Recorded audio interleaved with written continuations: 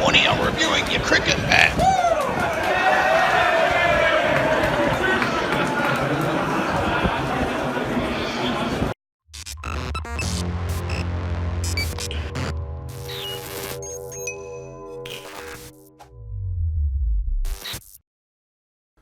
Welcome back to CricketBatInfo.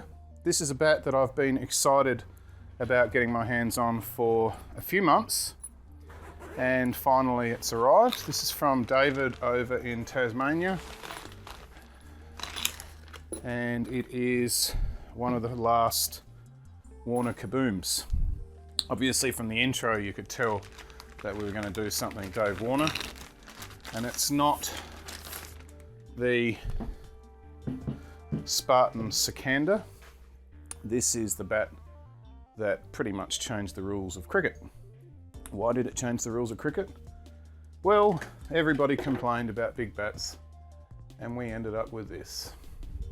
So I actually reached out to Gray-Nicolls to try and give me some history about the evolution of this bat, how it came about, sort of innovations that came about, and I rang them. They said write to them. I did that and got no reply. So I sent it again, got no reply. So I reminded them, got no reply. So to you, Gray-Nicolls, this goes out to you.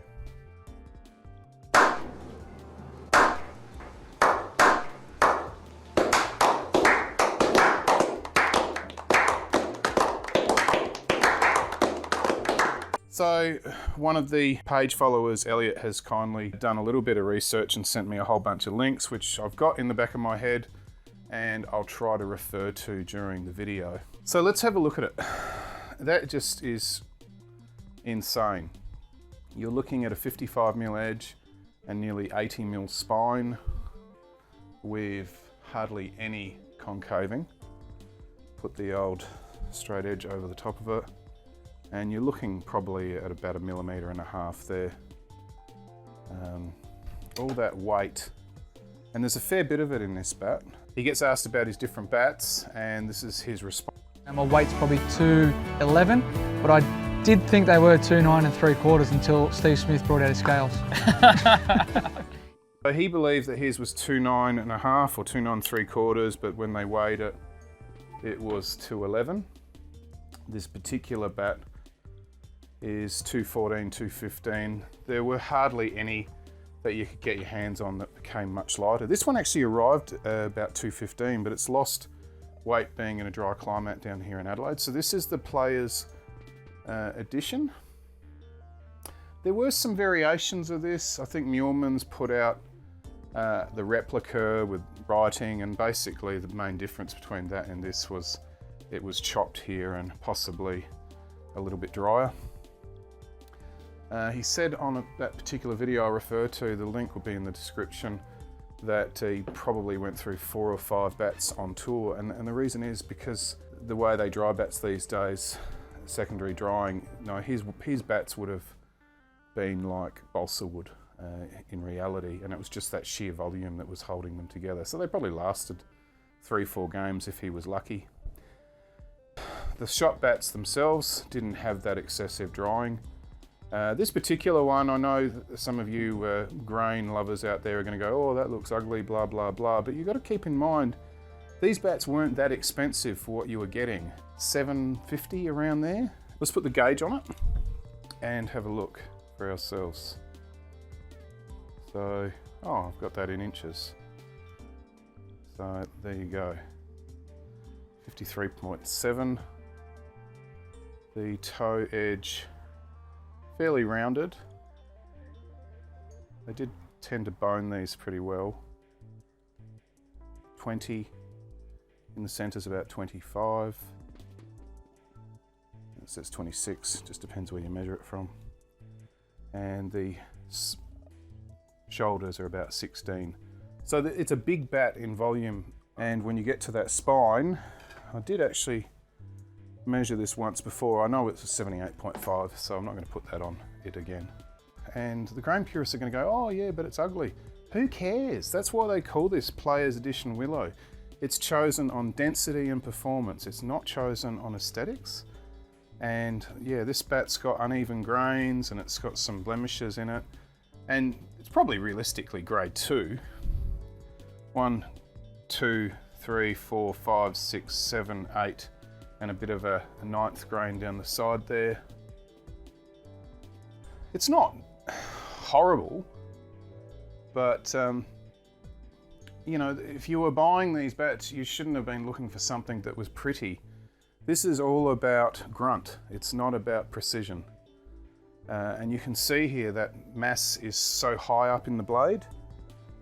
You're probably looking about 24 centimeters where my thumb is. And by comparison, it's probably a little bit higher than the B3 Imperium that I had. But it's just huge, 214. And what does it actually feel like in the hands? This was the impressive thing about these bats. They felt nothing like their weight on pickup because all that weight was towards the hands.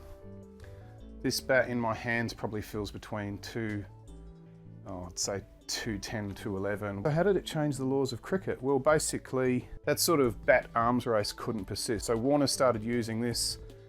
And then you had McCullum with his big Puma, you had Boom Boom Afridi had the big Boom Boom that he was using, and there were others who started to migrate into bigger and bigger shapes. The purist batsmen tended to keep with what they've always been batting with, so probably maybe maximum 41 millimeters, but the hitters went for the big stuff. And the bowlers got all whiny, and then the bat makers came out, and you had that photo of Barry Richards holding up his bat from the 60s. Against one of Warner's bat. Now some of these Kabooms actually went past the 80 millimeters on that spine, and it's just huge. Like if I put this down and then I put a cricket ball next to it, that gives you some sort of perspective as I switch to the other camera on just how big these bats were, just on the edge. There was that competition, I can't remember what it was called, but this was the ultimate winner, the ultimate. And when I put it side by side with this bat and show it to you on the other camera, it just gives you an idea of how bats have changed, and where these days the way they draw the moisture out of the bat, they're actually extracting all that moisture from the center of the bat, and that's why they weigh less. And it's bats like this that actually forged those types of processes that turned these tree trunks into something that you could actually use. And let's not forget that Stuart Cransbuehler, who's featured just sort of doing the bat there, that's a little bit of his face, he pretty much has pioneered that shape. So if I compare that in shape to the handmade editions and show it to you on the other camera, just push that back a little bit, you can see a lot of the features of the new bats borrow from what was designed when he designed this bat. So you've got that spine coming all the way through down towards the toe, and that bit of concaving that follows all the way through, and that's pretty much consistent between this bat and this bat. The only thing that's massively different is that huge edge. It just dwarfs this bat, which I'll do the tap up of in a second. Yeah, to hold this and yeah, I cannot actually imagine myself using a bat like this. Just look at that bow there. It's bowed like a banana as well. So it's a very impressive bat. I don't think a lot of the copies that are out there really have truly captured just how big these bats were. And you know, although you get these copies made in India now, you know, this one was made in Melbourne and it has all the traits of the Australian made bats. Probably one of the first ones where he started doing this binding, or removing the binding and instead doing strapping tape. Gray-nicolls have got a really good quality handle with the shock absorbing down here in the splice. It's just a piece of some sort of plastic that seems to dull the vibrations going through into the handle.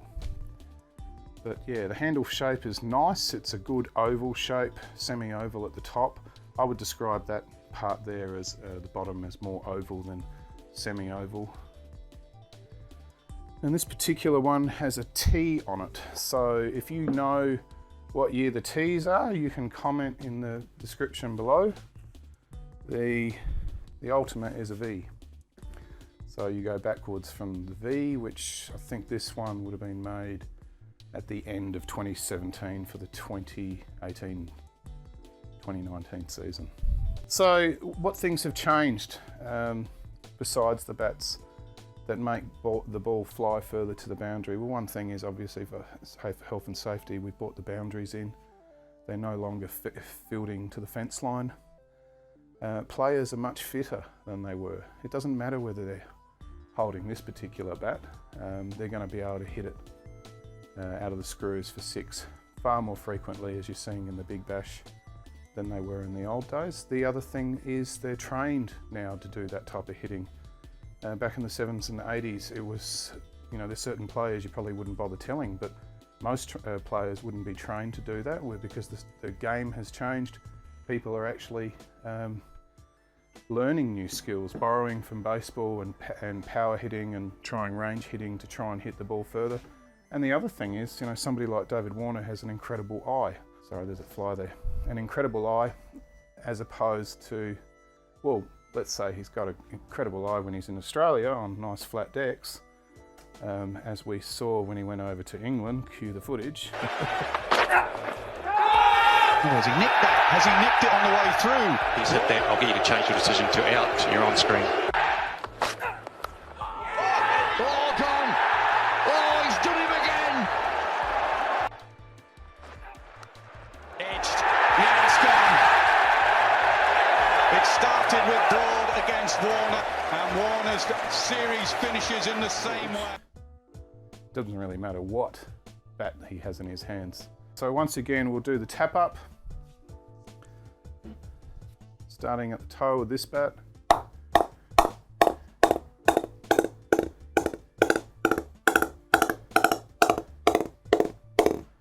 So looking at the rebound. And now we'll do this bat. Remember, this bat has never been oiled, knocked. It is factory pressed, and it's probably relaxed a little bit since it's been purchased. So let's tap this up.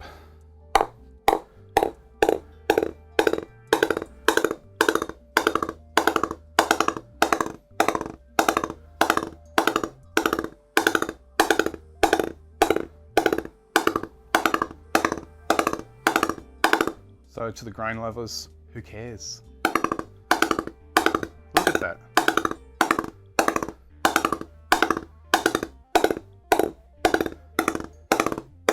Yeah, all those arguments about the bowlers and the range hitting and all those things, well, yeah, that's true to some extent, but this definitely would give you an advantage if you hit it out of the screws.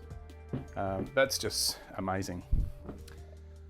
Face camber is rounded, it's not flat, so even though we were measuring 53 millimeters on those edges, I'm sure if they hadn't been boned or that face kept flat, we'd be looking at well over 55 mil. The bat is just humongous, and I'm really, really appreciative to David for sending that in for review. Satisfied with that. That is an amazing bat. I really like the way that pings. I personally couldn't use it.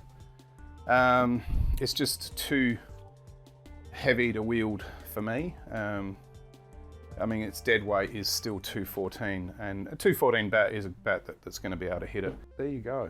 That is the Kaboom. Thanks for sticking throughout the video. Remember to subscribe, hit like if you enjoy the channel, and hit that bell icon. Also appreciate any comments, and please comment in the video below of all the big bats. You know, what was your favorite? Who made the best bat? You had the Kipaxes and you had the JP Gavin triple cleft things. Who do you think made the biggest bats around? And I don't really want to reawaken this whole thing to get big bats, but yeah, it's just from a nostalgia point of view.